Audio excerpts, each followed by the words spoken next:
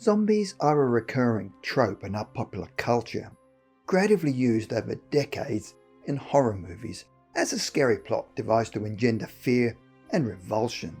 Here we try to uncover the real story behind the zombie phenomenon, truth, fiction, or a bit of both. Anthropologists and other researchers began studying zombies from the 1930s and found the phenomenon to be part of a culture that terrifies the ordinary person. The word zombie is said to derive from the Congo word for soul. Zombies are seemingly found only in Haiti, a Caribbean country that shares its island home of Hispaniola with the neighbouring Dominican Republic.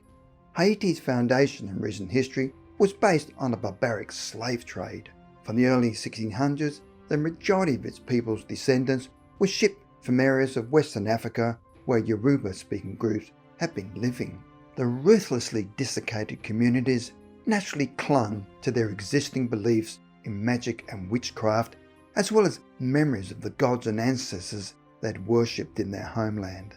These traditions, over time, formed the basis of the voodoo religion, which provided comfort from their suffering. By the late 17th century, when Haiti was France's richest colony and dependent on the labour of the millions of uprooted slaves, voodoo was swiftly banned by the French colonialists and driven underground. However, following Haitian independence in 1804, it became the established religion, although still retaining a dark, sinister aspect of black magic, sorcery and superstition, animal sacrifice and raising the deceased. It is estimated that 80 to 90% of Haitians serve the spirits in the practice of voodoo.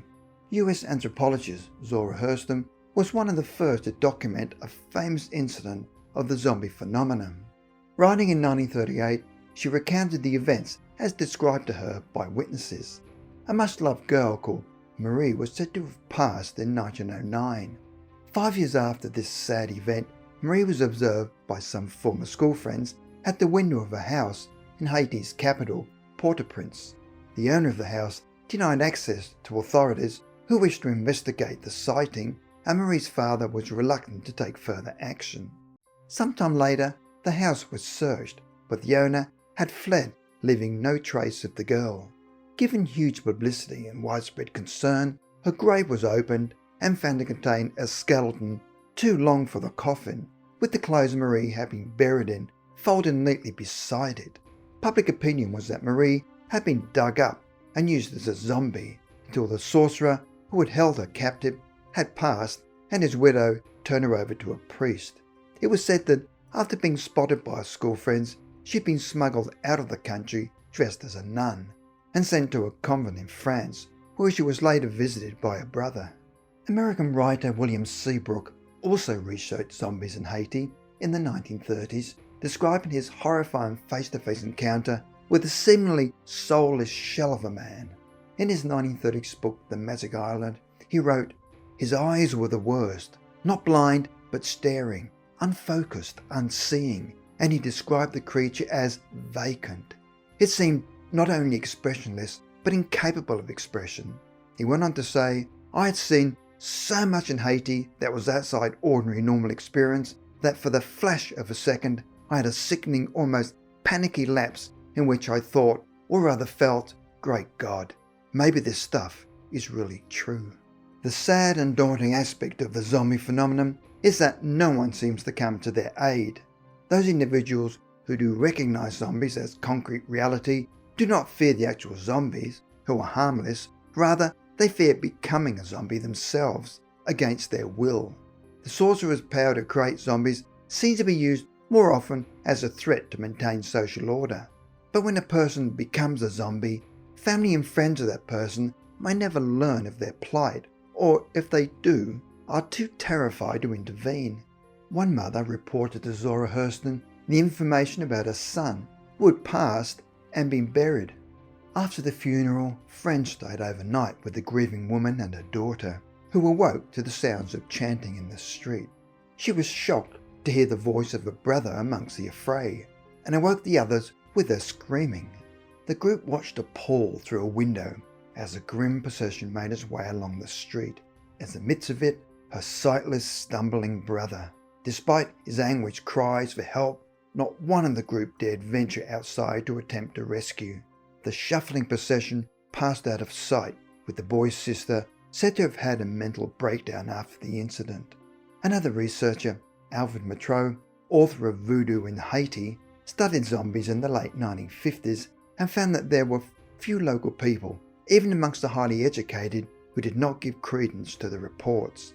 He found that the creation of zombies was sometimes an act of revenge, or even a way of producing cheap and compliant labour. One of the accounts recorded concerned the fate of a young woman who declined the advances of a powerful Hungun or voodoo priest. He retreated, muttering threats about her future, and sure enough, she soon became ill and passed. For some reason, she was buried in a casket that was too small for her, so that her neck had to be bent for her to fit in. Meanwhile, a nearby candle was tipped over, burning her foot. Years later, witnesses claimed to have seen the woman clearly alive and recognisable, with a stoop caused by a bent neck and a limp due to the candle burn. The word was that the aggrieved Hungan had turned her into a zombie and kept her as a slave in his house, before the public outcry forced him to free her. Zora Hurston uncovered that zombies were sometimes brought to missionaries by a repentant sorcerer or a sorcerer's widow who wished to release them. Christian clergymen in Haiti have reported witnessing the passing of a parishioner, conducting their burial service, securing the coffin lid and watching as the grave is filled in, only to see that very person days or weeks later alive but staring, inarticulate, and apparently having lost their mind. In his book The Invisibles, British anthropologist Francis Huckley related an account from a Catholic priest of a zombie who had made his way back to his own village in 1959. Another villager escorted him to the police station, but the police were too terrified to take any action and left the man out in the street. After several hours, a passerby had courage to give the man some salt water, which is said to work like white magic and help the zombie regain some of their awareness. The man was able to stammer his name and was later identified by Zad, who said he had been buried some 4 years previously. The zombie then revealed to a priest that he and a group of other zombies had been forced to labour for a sorcerer. Strangely, the frightened priest then offered the sorcerer his zombie back, with the result of the man meeting his permanent demise, probably at the hands of the sorcerer, who was arrested, but the other zombies never found. Zora Hurston encountered zombie legends nearly everywhere in Haiti as she travelled. She was able to meet, touch and photograph a real zombie during her stay there. The zombie was named Felicia Felix Mentor, and medical records showed that she had passed due to a sudden illness in 1907. In 1936, Felicia was found wandering naked on the road near her brother's farm. She had pointed out the property as having had once been hers and inherited from her father. Both Felicia's brother and husband identified her as the woman they had buried 29 years before, taking her to hospital due to her evident poor health. There, Hurston met her, describing her as a wreckage and the sight of a blank face as dreadful. Doctors at the hospital informed Hurston that Felicia had probably been poisoned. Their assessment was that a practitioner of dark magic may have given her a drug that induced a coma-like state, concocted from a secret formula passed down from a priest to priest. After her apparent passing, the sorcerer could then summon her back to life at will, brain damaged and only a shadow of the person she had been before. She may have roamed the countryside for years, or even lived in plain sight in a society where she was now forgotten. Hurston, Seabrook and others came to a surprising conclusion during their investigations. They became aware of Article 246 of the old Haitian Criminal Code. It refers to substances whereby a person's life is not ended, but they are, quote, reduced to a state of lethargy, more or less prolonged. The article rules that if following the state of lethargy the person is buried, then the attempt will be termed a capital offence. Haitian doctors interviewed by the researchers agreed that the administration of various potions would result in lifeless trance, and very probably permanent damage to health from which the recipient would never recover. Formulae for the strong potions were brought from Africa and handed down through the generations. For example, it is known that poisons such as datura and belladonna were sometimes used by slaves during the colonial era to target their owners.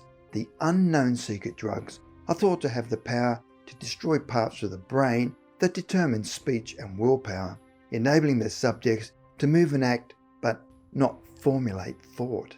The doctors, consulted by the researchers, earnestly wanted to gain access to mysterious and destructive substance, but were well aware that its holders are strictly bound by their secret societies. The frightening aspect of this power, wielded by some to create those half-life humans, is that it can and has been abused in the wrong hands as a tool for petty revenge or exploitation of labour. Zora Hurston quit her research and returned home after developing an illness. She became concerned about her own fate if she found out too much.